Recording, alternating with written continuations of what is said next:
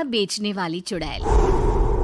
एक बार की बात है, जादूपुर नाम के गांव में करतब दिखाती एक औरत एक रेड्डी के लिए गांव में आती है। आइए आइए मेहरबान कदरदान, खाइए रोहड़ा के ताजे ताजे केले। कभी खाए नहीं होंगे ऐसे केले, पीले पीले केले खाइए। ये कहकर रोहड़ा हाथों में 4 केले लिए उन्हें सर्कल में जोर जोर से हवा में उछालती हुई करतब दिखाती है, जिसे देखकर आसपास के सारे बच्चे अपने अपने मम्मी पापा से उस औरत के पास जाने की जिद करने लग जाते हैं। पापा, ऐसा तो सर्कस में बॉल से होता है ना, ये आंटी तो केले से कर रही है। चलिए ना पापा, देखते हैं। रोहड़ा एक पतली सी तार पर चलती हुई केलों से करतब दिखाती है। आते जाते सभी लोग बाहर रुककर उसके करतब देखते हैं और वाह वाही करते नहीं थकते। जैसे ही एक आदमी पास आकर उसे पैसे देने लग जाता है, तब वो कहती है, अरे नहीं नहीं साहब, मैं करतब तो बच्चों के मन को बहलाने के लिए करती हूँ। धंधा तो मेरा केले का है। पीछे देखो मेरी रिड्डी, जो भी मेरे केले खाएगा मेरी तरह चुस्त दुरुस्त और तंदुरुस्त हो जाएगा। पता चलता है क्या कि मेरी उम्र 55 की है। अरे पर ऐसे ठंड के मौसम में कोई केला क्यों खाएगा? ये ऐसे वैसे केले नहीं है साहब, ये शरीर में गर्मी देते हैं, ठंड को दूर भगाए। जो भी रोहिणा के केले खाए। पापा, अगर मुझे केले नहीं मिले तो मैं घर नहीं जाऊंगी। तभी उसके पापा कहते हैं कि बेटा, केले ठंड में कभी गर्मी नहीं देते। ये सब कहने की बातें हैं, सामान बेचने का तरीका है इनका। पर पिंकी नहीं मानती। मैं केले खाऊंगी। पिंकी की जिद के आगे नत्थू हार जाता है और उसे केले खरीद कर दे देता है। पिंकी खुश होकर केले घर ले आकर खाती है। अब मैं भी करतब करूंगी, कितना मजा आएगा। जादुई केले। पिंकी पहला केला खत्म भी नहीं करती कि वो बेहोश हो जाती है। दूसरे केले से एक काला धुआं आता है और रोहड़ा चुड़ैल बनकर बाहर निकल आती है। मेरे भूतिया केले बच्चे न खाए, ऐसा हो ही नहीं सकता। जादूपुर वालों, कब तक बचोगे? आ गई हूं मैं रोहड़ा, जिसका कोई नहीं कर सकता सामना।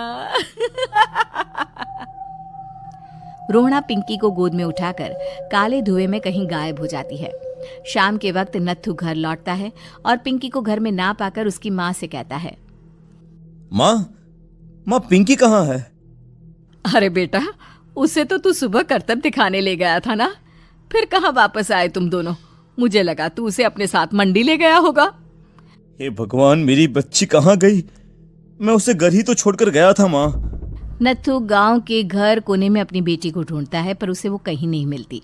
परेशान होकर आखिर रो रो कर नत्थू हिम्मत हार कर घर लौट आता है। अगली सुबह रोहड़ा फिर से करतब दिखाने आती है और इस बार पिंकी की तरह रोनी केले खरीद लेता है। 50 रुपए दिए थे पापा ने, सारे पैसों की मैंने केले खरीद लिए हैं। अब मैं भी आंटी की तरह ही करतबबाज बन जाऊंगा। यही सोचते हुए रोनी केले खाता है और पहला अकेला केला आधा खत्म भी नहीं करता कि चुड़ैल उसके सामने आ जाती है। मेरे साथ चलने का समय आ गया है रोनी। ये तो बस शुरुआत है। अब इस गांव के सारे बच्चे धीरे धीरे मेरे कब्जे में होंगे, एक बच्चा भी नहीं बचेगा। ये कहकर रोना रोनी को गोद में लेकर काले धुएं में अदृश्य हो जाती है। इसके बाद हर रोज गांव में से कोई ना कोई बच्चा गायब होता, पर ऐसा क्यों हो रहा है किसी को भी समझ में नहीं आ पा रहा था।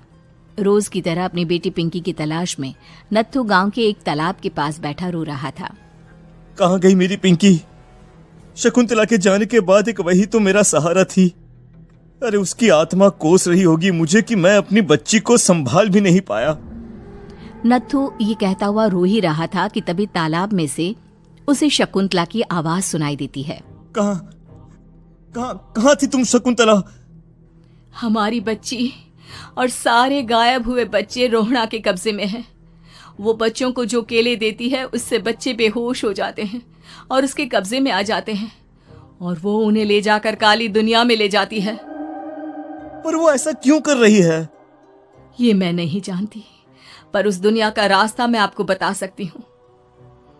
जहां ये नदी खत्म होती है वहां एक केले का पेड़ है, उसके नीचे एक दरवाजा है, वहीं से रास्ता जाता है उस दुनिया का। ये कहकर शकुंतला की आत्मा गायब हो जाती है।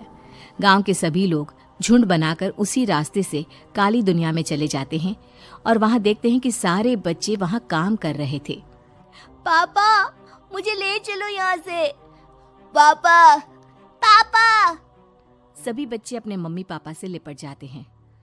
तो तुम लोग यहां तक आ गए? क्यों हमारे बच्चों को पकड़ लिया तूने?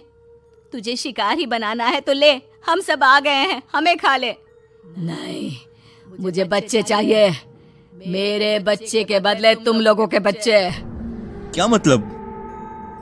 मैं इसी गांव में रहने वाली एक औरत थी। केले की चोरी के इल्जाम में मेरे बेटे को गांव वालों ने इतना मारा कि वो मर गया। उसी दिन मैंने ठान लिया कि गांव वालों का भी वही हाल करूंगी। कुछ दिन बाद बेटे के चले जाने के दुख में मैं भी मर गई और मेरी भटकती आत्मा एक चुड़ैल बन गई। और फिर मैंने बदला लिया तुम सबके बच्चे छीनकर। बर्दाश्त नहीं कर पाए ना, सोचो मुझ पर क्या बीती होगी। हमें माफ कर दो रोना, पता नहीं ये किसकी गलती थी पर हम सभी माफी मांगते हैं। हमारी खुशियां लौटा दो, तुम भी तो एक माँ हो। गांव वालों की बात सुनकर रोना का मन पिघल जाता है और वो बच्चों को छोड़ देती है। उसके बाद काली दुनिया बच्चों के लिए जादुई दुनिया बन जाती है। अब कोई भी कभी भी वहां आ जा सकता था।